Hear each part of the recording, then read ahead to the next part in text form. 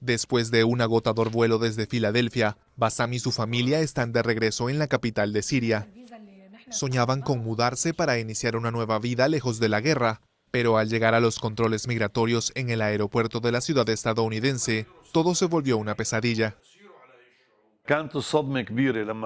Nos quedamos en shock cuando pidieron que nos devolviéramos, especialmente mi hermano, que vendió su casa y su auto. Renunció a su trabajo y sus hijos dejaron la escuela para emigrar e irse a vivir a Estados Unidos.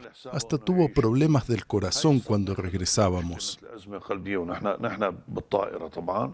Esta familia de sirios cristianos no podía creer que sus visas fueron canceladas mientras volaban, el mismo día que Donald Trump firmó su decreto antimigratorio. Tuvieron que encarar la situación sin abogado ni traductor. Fátima, de Sudán, ni siquiera pudo llegar a un aeropuerto estadounidense. Fue de vuelta desde Doha, donde hacía una escala para enrumbarse a Phoenix a ver a su hermano. Esperé y entonces un representante de la embajada estadounidense llegó y permitió seguir a personas con green cards, pero a quienes teníamos una visa de turista nos dijeron que no se nos permitía viajar a Estados Unidos.